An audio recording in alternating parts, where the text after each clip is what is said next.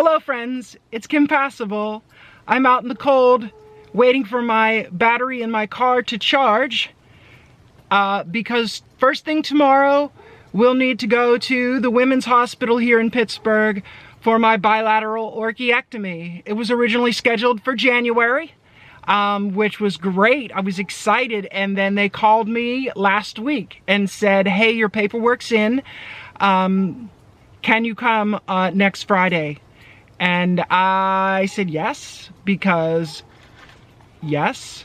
I really have no plans for what most people would call the Christmas holiday. I'm not visiting. There's Corona everywhere. I am staying home anyways. So what a great time to get this whole mess out of the way. And I'm not afraid at all. I've had multiple surgeries and they were generally worse. I am like, I don't know.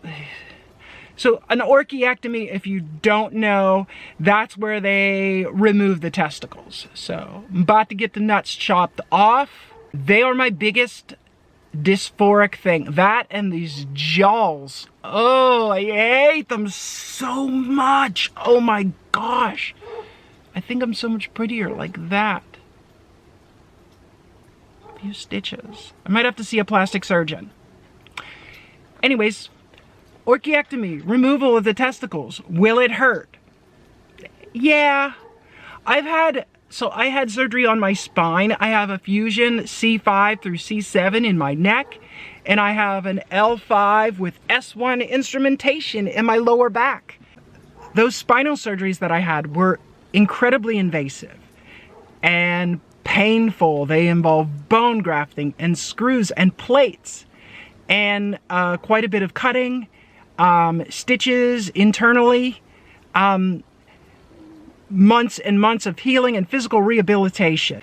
I believe that the biggest issue with orchiectomy is going to be that there's a significant amount of blood flow that is dedicated to reproductive parts. And so the testicles are well supplied with blood. I guess the human body thinks that they're, of critical importance. And so there's a lot of blood. So cutting off the blood supply is the biggest concern for the surgeon as well. They don't want me doing any lifting or strenuous activity until things have a chance to heal. They don't want me to like blow a stitch or whatever and then start bleeding internally. So I'm aware of that, but that's not really gonna hurt. It's gonna be sore. So with just about any surgery, what my anticipation is gonna be, I'm gonna wake up groggy, and then once I get home, because I'll be able to walk to the car, it's not debilitating at all. So I'll get home, I'll walk up the stairs, I will crawl into bed, and I will sleep the rest of the day. They'll probably give me a couple of days worth of pain meds, and I'll, watch YouTube in bed and sleep. I mean, I'll just not do anything for a couple of days.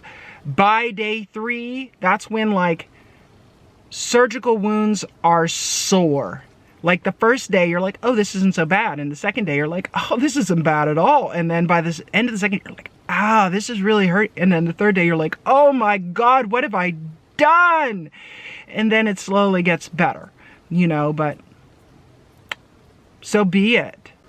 I'm looking forward to it. I already feel like I will be more true to who I want to be, which is crazy. I'm not like excited, but I'm definitely sure. Like I've gone over it and over and over in my mind 1,000 times, talked with my therapist about it.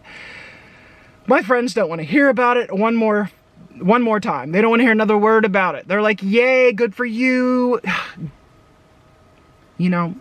It took me a long time to get up the courage to ask somebody. And I had talked with my therapist about it years ago. It's come up repeatedly. I even considered doing it myself, which, no. I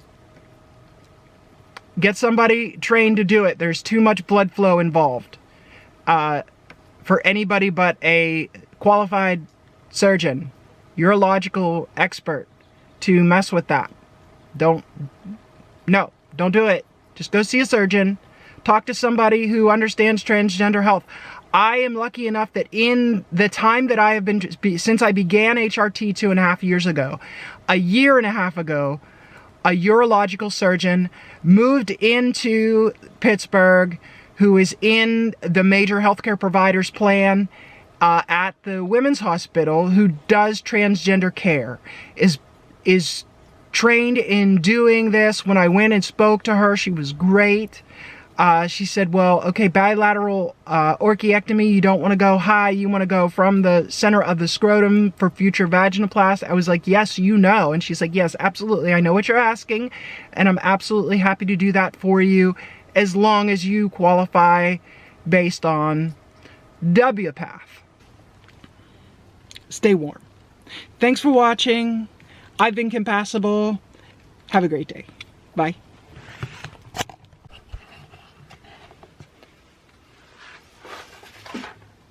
Hello friends, I'm Compassible.